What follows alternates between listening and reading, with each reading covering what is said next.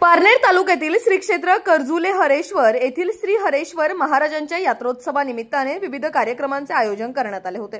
सुरुवातीला हरेश्वर महाराजांच्या पालखीची मिरवणूक झाली। यामध्ये पालखीसोबत दिंडीचे आयोजन केले होते। पारंपरिक वाद्यांच्या गजरात पालखी मिरवणूक संपन्न झाली।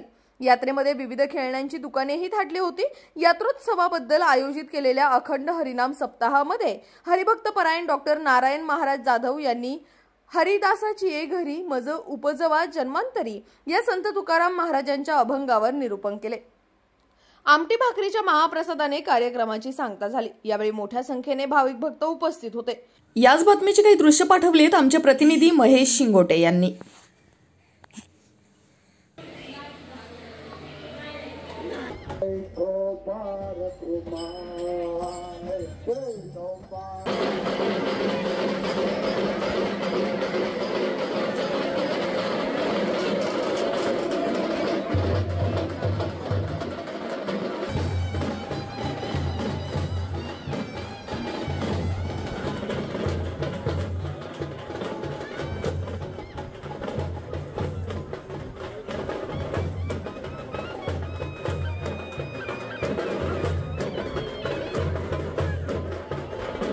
रोग झाला ना तर मला ह्या रोगाच्या निमित्ताने प्रारब्ध भोगून मी संपत आहे। या ठिकाणी जसं भोगून जाईल नंतर स्वामी महाराज म्हणायचे मेल्यानंतर तुम्हाला खडकावर आपटलं तरी काही होणार नाही। हे दुःख कुठपर्यंत आहे? जिवंत आहे तोपर्यंतच आहे। आपण भगवंताचे दास आहोत। आपण पुण्य पापाच्या पलीकडे आपल्याला जायचं आहे।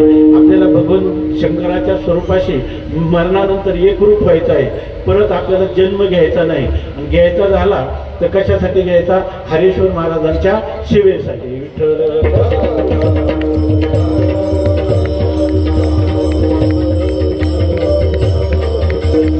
त्यांच्या अंतकरणात वैराग्य निर्माण झाले। जगद्गुरु तुकाराम महाराजांनी पाहिलेची नाही मागे परतोनी या ठिकाणी अखंड भगवत चिंतनात रममान झाले। संसाराकडे परत पाहिलं नाही। दिवसभर भंडारा घोराडा भामचंद्र या डोंगरांचा आश्रय घेतला आणि त्यानंतर त्यांनी एक निर्वाणाचं अनुष्ठान केलं। आपल्या श्रीकांत महाराजांनी आपल्याला चरित्रात सांगितलं असेल की भामचंद्र डोंगरावर 15 दिवसाचं एवढं कठीण अशा प्रकारचं अनुष्ठान केलं। अन्न नाही, पाणी नाही, तिथं वाघ, सर्प, विंचू यांचं जाळं, त्याच्यात आजही तुम्ही जाऊन पहा, त्या गुहेमध्ये तुकोबारायांनी अनुष्ठान केलं आणि 15 दिवसामध्ये साक्षात्कार झाला। विठोबा भेटला निराकार, भांबगिरी पाठारी वस्ती दान केली, वृत्ती स्थिरावली परब्रह्मी, निर्वाण दानवानी आसन घातले, ध्यान आरंभिले देवाजीचे, दीपकी विंचू सर्प व्याघ्र अंगाशी झोंबले, पिडुजे लागले सकळीक, दीपकी कर्पूर कैसा तो विराला, तैसा देह झाला तुका म्हणे। अशा प्रकारची स्थिती की त्या तुकाराम महाराजांनी आपल्या अनुष्ठानात अंतर येऊ दिलं नाही। शेवटी परमात्मा पांडुरंग बाळवेश घेऊन श्रीहरी भेटला।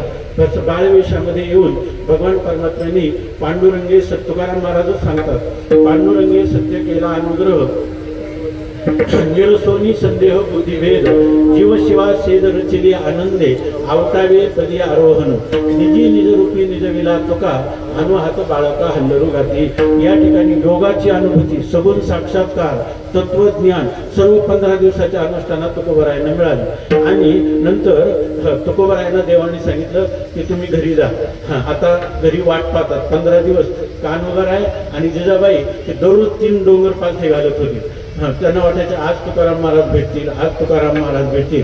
तुकाराम महाराजांचे बंधू जे कान्होबाराय आहेत ना, तो जसा राम आणि भरत किंवा ही भावंडांचं प्रेम आहे, बंधू प्रेम ज्याला म्हणतात, त्याचं कलियुगातलं श्रेष्ठ उदाहरण म्हणजे कान्होबाराय आणि तुकोबाराय।